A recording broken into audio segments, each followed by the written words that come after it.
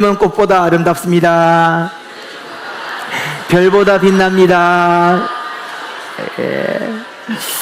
여러분, 교회는 왜 존재하는 것일까요? 하나님께서 교회를 창설하지 않으시고 교회를 설립하지 않으셨어도 하나님의 일들은 하나님께서 스스로 얼마든지 해나가실 수가 있습니다.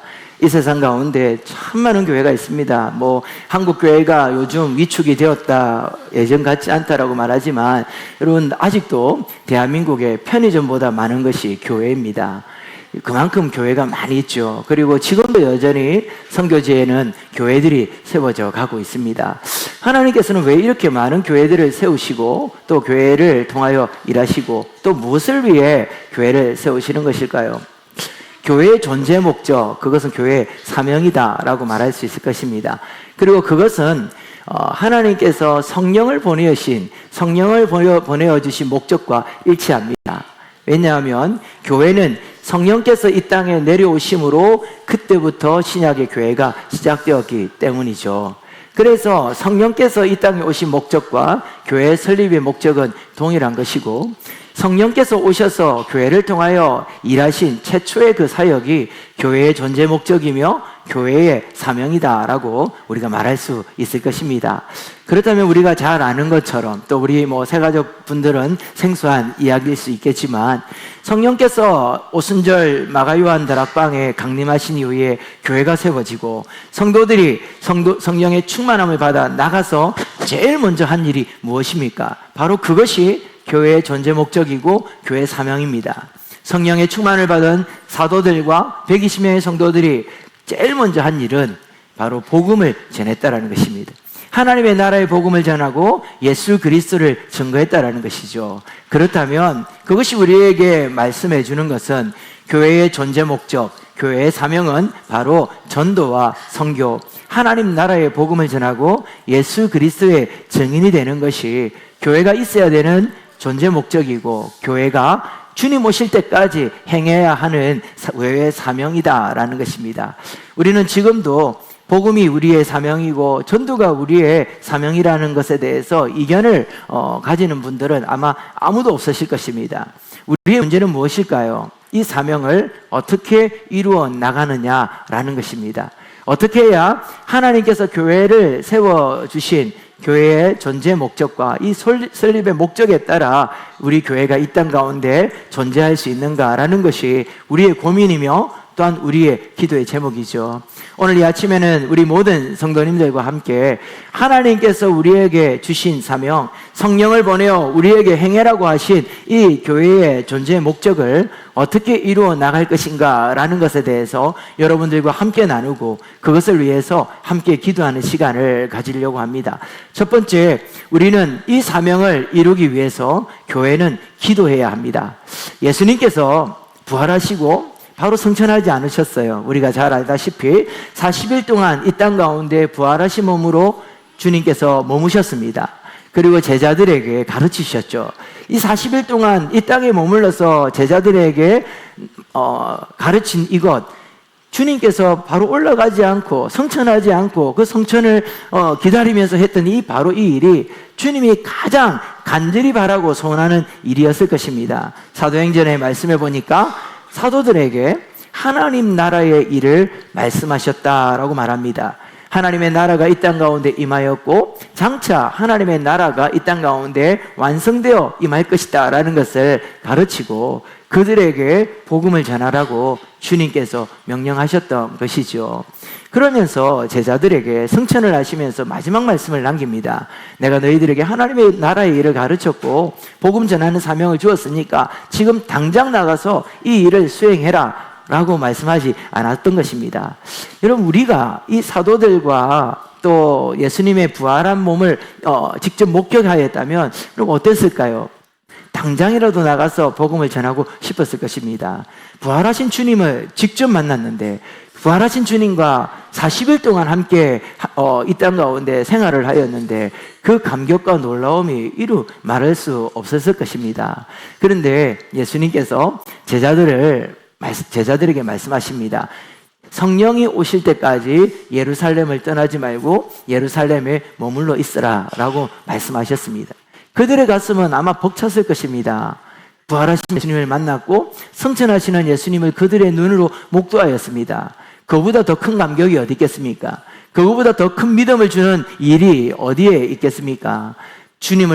부활한 주님을 보고 승천의 현장을 목격하였는데 당장이라도 뛰어나가서 내가 만난 부활의 예수, 승천하신 예수님을 증거하고 싶은 마음이 제자들과 성도들의 마음속에 정말 가슴 뜨겁게 불타올랐을 것입니다. 그러나 주님은 멈추라는 것이죠. 지금 할 때가 아니라는 것입니다.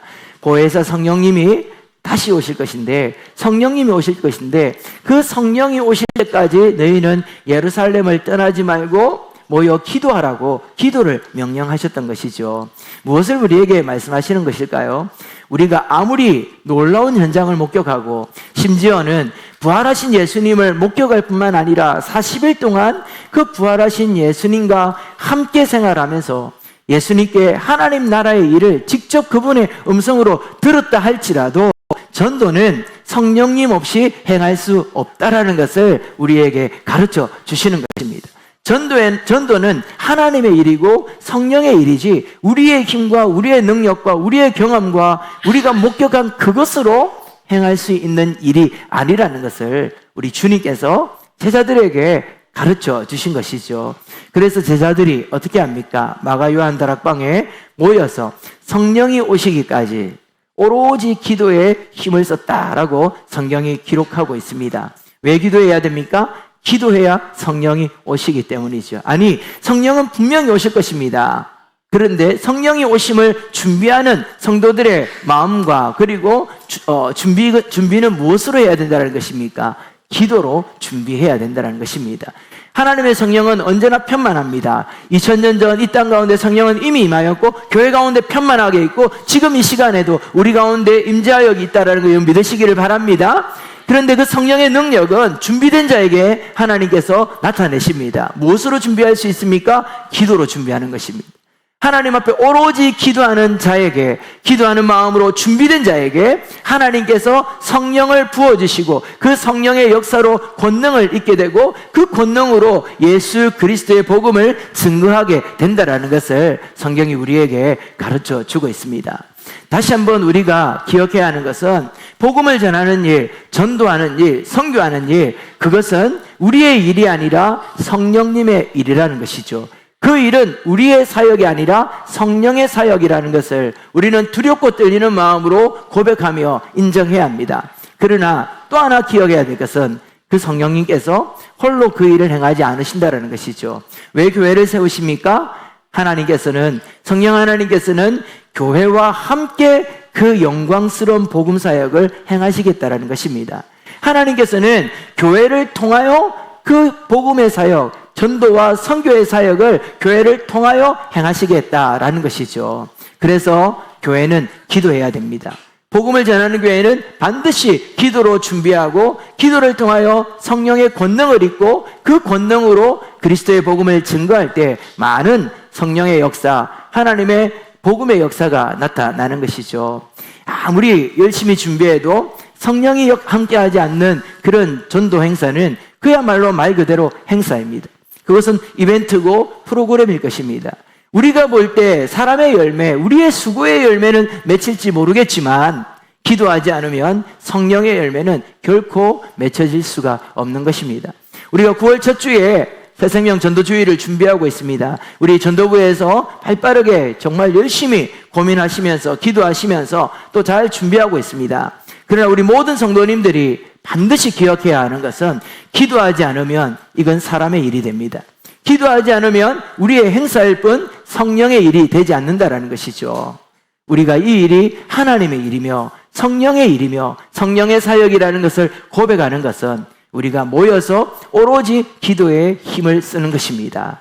이번 전도주의를 준비하면서 우리 전도부에서 1층에 보면 릴레이 기도표를 여러분 부착한 것을 보셨을 것입니다. 오늘 예배 마치고 나가실 때에 내가 가능한 시간에 꼭 여러분들의 이름을 기명하시고 그 시간에 여러분 꼭 기도하시기를, 기도를 작정하시고 기도에 헌신하시기를 바랍니다. 매일이 아니라 할지라도 나에게 허락되어지는 시간에 반드시 기도하겠노라고 여러분들이 작정하고 또 그것의 이름을 적는 그 순간 성령의 일은 시작되어지는 것이죠. 우리 동네 제일교회가 기도를 통하여 성령의 권능을 나타내고 기도를 통하여 전도와 선교의 역사를 이루어 나가는 그런 복된 교회, 하나님이 쓰시는 귀한 주님의 교회가 되기를 주의 이름으로 축원합니다. 두 번째, 우리는 전도를 위해서 교회는 흩어져야 합니다. 제자들은 40일 동안 예수님께 하나님 나라의 일을 들었습니다. 그럼에도 불구하고 이 제자들은 예수님의 말씀을 잘 이해하지 못했죠. 왜냐하면 이들은 유대인들입니다. 유대인들의 사고는 모든 것이 예루살렘 중심입니다. 그들은 남쪽에서 예루살렘으로 가도 예루살렘으로 올라간다라고 말하고, 북쪽에서 예루살렘으로 내려오는데 예루살렘으로 내려온다 말하지 않고 북쪽에서 올 때도 예루살렘으로 올라간다라고 말합니다. 동서남북 어디서나 항상 예루살렘이 중심이고 예루살렘은 올라가는 곳이었죠. 그래서 그들은 하나님의 나라에 대한 일을 들었을 때도 그들의 사고와 생각 속에는 하나님의 나라가 이 예루살렘을 중심으로 이루어질 거다라고 생각하였고 그것을 기대하였고 또한 그것을 꿈꿨습니다. 그래서 그들은 예루살렘 중심의 하나님의 나라를 생각했던 것이죠. 그래서 이 예루살렘으로 사람을 모으고 예루살렘으로 사람들이 모여들 것이다 라고 그들은 생각을 했던 것입니다. 그러나 그들에게 예수님께서 명하신 명령은 무엇입니까? 오직 성령이 너희에게 임하시면 너희가 권능을 받고 예루살렘과 온 유대와 사마리아와 땅끝까지 이르러 내 증인이 되리라 라고 말씀하셨습니다. 여러분, 이 제자들이 이 말씀을 들었을 때는 절대로 이해하지 못했을 것입니다. 아니, 이해하고 또 납득되기가 싫었을 것입니다. 왜냐하면 금방 말씀드린 대로 이들은 예루살렘 중심입니다. 오로지 예루살렘을 통해서만 이루어져야 되는 것이죠. 그러나 예수님은 예루살렘을 떠나라는 것입니다. 예루살렘을 떠나서 흩어져라 라고 말씀하는 것이죠. 더군다나 어디로 나아가라고 말합니까? 사마리아라고 하랍니다. 사마리아는 유대인들에게 굉장히 불편한 곳입니다. 그들은 사마리아 사람들을 부정하다고 생각하였고 개처럼 여기는 그런 사람들이었습니다. 그들과 상종하기조차도 싫은 사람들이죠. 그런데 그 불편한 곳으로, 그 부정한 곳으로 가라고 합니다. 유대인들이 사마리아인들만 불편하게 생각하는 게 아닙니다. 사마리아 사람들도 유대인들을 굉장히 불편하게 합니다. 그럼에도 불구하고 유대를 떠나 사마리아로 가라고 합니다. 그리고 땅끝으로 가랍니다. 땅끝은 어떤 곳일까요? 이 12명의 제자와 그리고 120명의 성도들에게 땅끝은 미지의 세계입니다. 쉽게 말해서 가본 적이 없는 곳이죠. 두려운 곳입니다. 한 번도 가본 적이 없는, 그들이 가지고 있는 세계관 속에서는 상상할 수 없는 그곳으로 나아가라라고 주님이 말씀하고 있는 것입니다. 사랑하는 성도 여러분, 이 말씀을 우리가 깊이 새겨들어야 합니다. 교회의 사명은 교회 안에 있지 않습니다. 교회의 사명은 교회 밖에 있는 것입니다. 하나님은 교회 안에서 하나님의 일을 이루는 것이 아니라 교회 밖에서 하나님의 일을 이루기를 원하신다는 것이죠. 그러면 어떻게 합니까? 교회는 모이지 말아야 합니까? 아니요. 먼저 모여야 합니다. 그러나 그 모이는 목적이 흩어지기 위해서 모이는 것이죠. 예수님께서 제자들에게 처음부터 흩어지라고 말하지 않았습니다. 성령이 오실 때까지 예루살렘에 머물러 기도해라고 말씀하셨죠. 교회가 모여야 되는 이유, 그것은 모여 기도하기 위해서입니다. 모여서 훈련받기 위해서입니다. 모여서 그리스도의 복음의 증인되기 위해서, 준비되기 위해서 교회에 모여야 합니다. 기도하고 준비하고 훈련되었으면 어떻게 해야 됩니까? 예루살렘을 떠나서 온 유대와 사마리아와 땅끝으로 흩어지고 나아가야 하는 것, 그것이 교회의 사명이고 하나님께서 교회에 주신 주님의 명령이라는 것을 우리는 기억해야 합니다. 그래서 교회는 모여서 흩어지는 곳, 그리고 모아서 보내는 곳이 바로 교회라는 것을 우리는 기억해야 합니다. 우리는 어디로 가야 할까요? 주님이 먼저 예루살렘에 대해서 말씀합니다. 가장 가까운 곳, 성전이 있는 곳, 하나님의 영광이 머무는 곳이라고 생각했던 그곳에서 증인이 되라는 것이죠. 여러분, 예루살렘에서 증인이 된다라는 거 이해가 안 됩니다. 쉽게 말하면 교회 안에서 전도하라는 것입니다. 여러분, 여기에 전도할 사람이 없을까요? 아니요. 주님은 예루살렘에서 전도하랍니다. 교회 안에서 전도하라고 말씀하는 것입니다. 우리 교회 안에도 여전히 교회에 출석하고 있지만 예수님을 구주로 믿지 않고 영접하지 않은 분들이 있습니다. 믿고 싶지 않아서가 그런 게 아니죠. 아직 하나님의 때가 되지 않아서이고 또 아직까지 그 복음에 설득되지 않았기 때문입니다. 그분들에게 교회는 부지런히 복음을 증거해야 됩니다. 비록 모태신앙이라 할지라도 인격적으로 주님을 만난 경험이 없다면 그분들에게 복음을 전해야 됩니다. 우리 교회에도 한 달에 한 번씩 아니면 가끔씩 출석하시는 분들이 있습니다. 그분들이 어떤 분입니까? 예루살렘에 있는 복음을 들어야 되는 분들이죠. 먼저 그분들에게 복음을 증거해야 됩니다. 그리고 두 번째는 온 유대로 나가랍니다. 유대는 어떤 것일까요?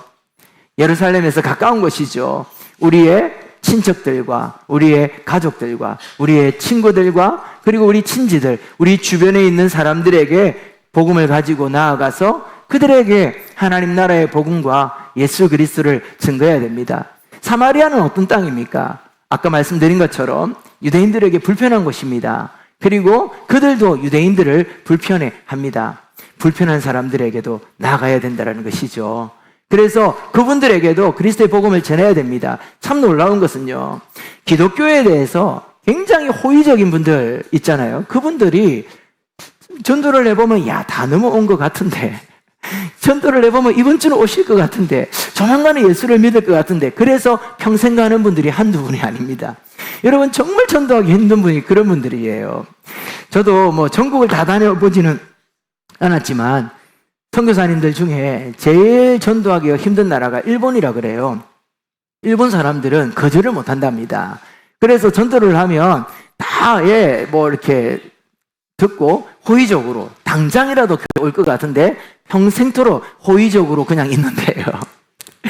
저도 신대원이 천안에 있기 때문에 제가 전도사 때 천안에서 1년 정도 전도사 생활을 했습니다. 그때 노방전도를 매주 토요일마다 다녔는데 우리 여기 충청도가 고향이신 분 계시다면 정말 죄송한데 정말 답답해요. 충청도 분들은 전도자에게 희망 고문을 합니다. 제가 전도를 하면 너무 신사적으로 정말 양반이시더라고요. 절대 거부하거나 또 인상 쓰거나 그런 일 없어요. 그런데 마지막에 가서 냅둬요 이래요. 전도할 때 마지막 영접 기도할 때까지는 가슴에 불이 납니다. 드디어 한 분이 예수님을 만나는구나. 그래서 예수님을 구주로 영접하시겠습니까? 이러면 잘 모르겠는데요 이래요. 여러분, 진짜 기독교에 대해서 호의적이고 하나님 좋은 분이고 예수님이 좋은 분이다라고 말하는 분들 보면 참 전도하기 힘듭니다. 근데 오히려 어떤 분들이 하루아침에 바뀌냐면요, 교회 욕하고 하나님 욕하고 예수가 어딨냐 그러고 진화론을 들이밀면서 성경은 딱 거짓말이다고 말하는 그런 분들이 어느 날 하루아침에 획가닥 바뀌는 걸 자주 보게 됩니다. 지난주까지 절에서 불공을 드리고 집에서 신주 짠디 모셔놓고 절하던 분들이 예수를 믿으면 얼마나 뜨겁게 예수를 믿는지 잘 모릅니다. 오늘도 우리 학습 세례를 받는데 우리 중고등부 친구 한 명이 학습을 받아요. 언제부터 왔냐니까 한 1년쯤 됐다고 합니다. 근데 이전에는 기독교에 대해서 굉장히 부정적이고 교회 욕을 그렇게 많이 했는데 와보니까 너무 교회가 다르더라라고 이야기를 하고 이제 학습을 받고 신앙 고백을 하는데 우리 장로님들과 모든 사람들이 깜짝 놀랐어요. 어떻게 중고등학생이 1년도 안 돼서 저런 신앙의 고백을 할 수 있을까? 여러분, 사마리아로 나아가야 되는 겁니다. 불편한 사람들, 또 부정한 사람들, 또 연약한 사람들. 여러분, 그래서 언제부터인가 여러분들과 늘 함께 드리는 기도가 있잖아요. 하나님, 우리 교회는 정말 병들어서 고통받는 분들, 귀신 들려 영적으로 고난받는 분들, 인생의 실패로 인해서 절망에 떨어져 있는 분들, 하나님, 그런 분들, 세상에 갈 곳 없는 그런 분들 우리 교회로 보내어주시고 우리가 그분들을 만나서 그분들 전도하게 하여 주십시오. 여러분, 그것이 우리의 기도의 제목입니다. 사마리아로 가야 되는 것이죠. 지금도 지난번에 말씀드린 것처럼 우리 동래구 안에만 1년에 아무도 알지 못하게 고독사 하시는 분들이, 혼자 집에서 계시다가 숨을 거두시는 분들이 수십 명이 있다고 그러지 않습니까? 그런 분들을 향하여 나아가야 되는 것입니다. 아무도 그들도 보지 않는 그런 분들을 향해서 나아가고, 장애우들을 위해서, 다문화 가정을 위해서, 병들어서 지쳐있는 분들을 위해서 나아가 그분들에게 복음을 전해야 하는 것이죠. 세 번째, 땅끝은 어딜까요? 이제는 땅끝이 굉장히 가까워졌습니다. 굳이 이제 땅끝을 향하여 해외 선교를 나가고 해야 될 이유가 없어졌습니다. 왜 그렇습니까? 땅끝의 사람들이 우리에게로 찾아왔기 때문입니다. 저는 이것이 하나님께서 마지막 예수 그리스도의 재림을 위한 마지막 시대의 하나님의 선교 전략이다라고 저는 믿습니다. 오늘 우리 시대에, 특별히 우리 대한민국 안에 얼마나 많은 이주민들이 들어와 있습니까? 우리 동네만 해도 여러분 식당에 가보면 이주 여성들이나 또 이주해온 청년들이 식당에서 일하는 것을 여러분 이제 너무나도 쉽게 보게 될 것입니다. 저 시골에 가면 마트에 이주민들을 위한 동남아 코너가 따로 있고, 이슬람인들을 위해서 이슬람 코너가 따로 만들어질 만큼 수많은 이주민들이 한국 사회 안으로 들어와 있습니다. 저는 이것이 하나님의 구속의 역사라고 저는 확신합니다. 이제 선교사님들이 들어가지 못하는 나라, 목사라는 직업으로 선교하지 못하는 그 나라의 사람들, 이제 하나님께서 그들을 전도하고 그분들을 구원하기 위하여 한국의 문을 열고 이곳으로 그들을 보내었다라는 것이죠. 교회가 이것에 민감해야 됩니다. 우리 주변에 있는 이주민들, 이주 노동자들, 그리고 이주 여성들, 그리고 외국 유학생들, 그리고 다문화의 가정 아이들, 이들에게 찾아가서 그리스도의 복음을 전해야 하는 것이죠. 아마 하나님께서는 조만간에, 벌써 그런 교회들이 있어요. 교인들의 3분의 1이 이주민들로 채워져 있는 교회가 있습니다. 따로 이주민 교회가 아니에요. 그들이 찾아온 것입니다.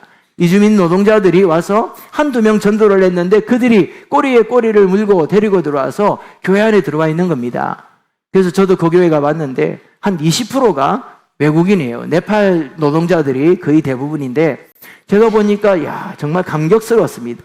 사도행전 요한계시록 7장에 보면 모든 민족과 방언과 모든 열방의 사람들이 그들의 언어로 예수 그리스도의 영광을 찬양하면서 구원하심이 보좌에 앉으신 우리 하나님과 어린 양께 있도다 라고 외치는 그 장면이 그 교회 가운데 이루어져 있는 것을 보았습니다. 저는 바라고 소원하는 것은 이 주변에 정말 이방인으로 와 있는, 나그네로 와 있는 많은 이주민들, 또 유학생들이 우리 교회에 찾아오고 우리가 그들을 찾아가서 이제 그들을 나그네로 영접할 것이 아니라 우리의 가족으로, 우리의 형제 자매로 영접하여서 함께 이곳에서 예배하고 함께 하나님의 영광을 노래하는 그런 날이 오기를 간절히 소망합니다. 여러분, 이번 전도축제 때 우리는 어디로 나아가야 할까요? 예루살렘과 온 유대와 사마리아와 땅끝을 향하여 흩어지고 나아가야 하는 것입니다. 그것이 주님의 명령이고 교회에 주신 하나님의 사명이라는 것이죠. 이 사명에 순종하여 주님 주신 이 사명을 이루어드리는 우리 모든 성도님들과 우리 동네 제일교회가 되기를 주님의 이름으로 축복합니다. 마지막으로 사명을 위해서 우리는 어떻게 해야 합니까? 사명을 위하여서 우리는 희생해야 하는 것입니다. 여러분, 성령의 권능이 임하였을 때 어떤 일이 일어났습니까? 예수님께서 성령을 보내어 주시고 권능을 주셨습니다. 근데 여러분, 권능이라는 이 단어는 헬라어로 두나미스라는 단어죠. 여러분 많이 들어보셨을 것입니다. 두나미스라는 이 단어에서 나온 영어가 다이나마이트입니다. 폭탄이라는 것이죠. 하나님의 성령의 권능은 다이나마이트처럼 폭발적인 능력과 그런 힘이 있습니다. 그래서 사도들이 성령의 권능을 입었을 때에 베드로가 설교하자 3,000명의 사람들이 그 자리에서 예수를 믿고 세례를 받는 일이 일어납니다. 베드로와 요한이 성전 미문에 앉아있는 장애인에게 예수 그리스도의 이름으로 일어나 걸으라고 명령하자 그가 일어나 걷게 되었습니다.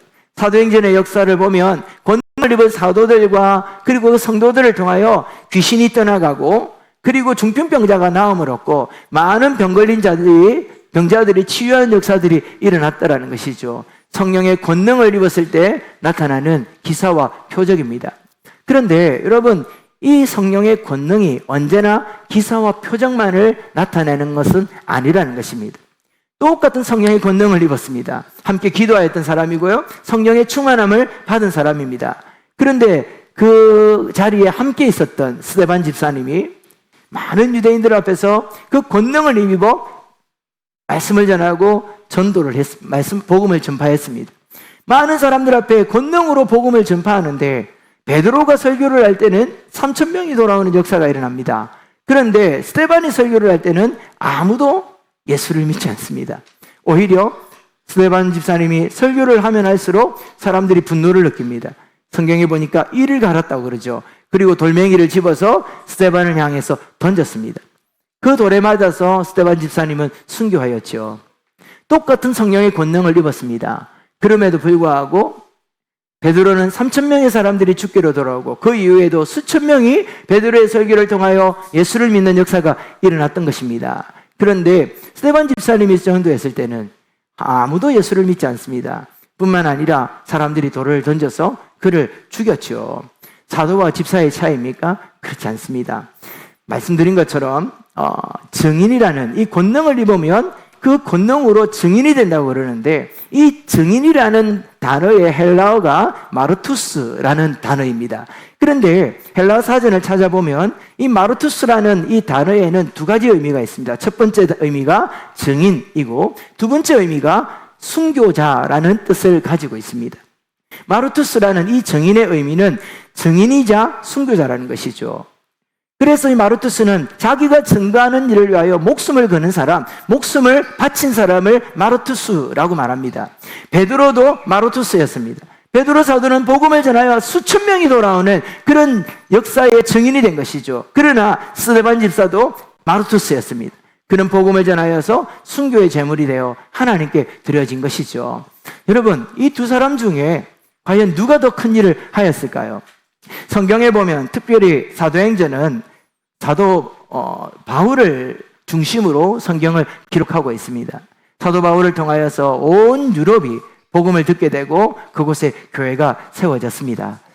사도 바울이나 사도 베드로나 또 이 스데반 집사님 이 세 분을 놓고 볼 때 우리가 그분들의 한 일, 그 사역의 열매를 보면 비교가 되지 않는 것이죠. 스데반 집사를 통해서 아무도 예수를 믿지 않았습니다. 그런데 우리가 알다시피 그의 순교를 통해 어떤 일이 일어납니까? 예루살렘 교회에 큰 박해가 일어납니다. 유대인들이 스데반 집사를 죽이자 더 기세등등해진 것이죠. 이참에 완전히 저 기독교인들을, 예수쟁이들을 박멸하자라는 그런 열정이 그들에게 일어난 겁니다. 그래서 심각한 박해가 예루살렘 성 안에 일어납니다. 그래서 사도를 제외한 나머지 성도들이 뿔뿔이 흩어졌습니다.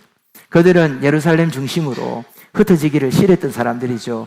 그곳에 모여서 예루살렘에서 하나님의 나라를 세우기를 바랬던 사람들입니다. 그런데 어쩔 수 없이 흩어지게 되었습니다. 박해로 인하여 쉽게 말하면 쫓겨나게 된 것이죠.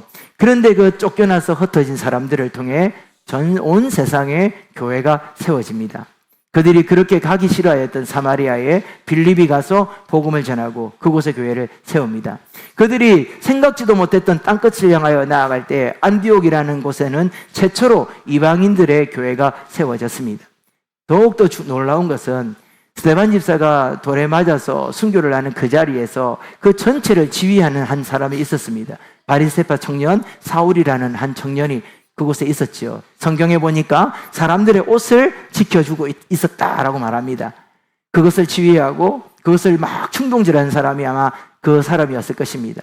그 사울이라는 청년이 이제 교회를 방면하고 그리스도인들을 잡아 가두기 위해서 가던 중에 다메섹을 향하여 나아가는 그 길가에서 예수님을 만납니다. 그리고 그가 회심을 하죠. 그리고 난 이후에 그는 그가 박해하고 그가 핍박하였던 예수 그리스도의 증인이 되어서 로마까지 복음을 가지고 나가 주님이 말씀하신 땅끝까지 그리스도의 증인이 되는 일에 그의 삶을 온전히 드리게 된 것입니다.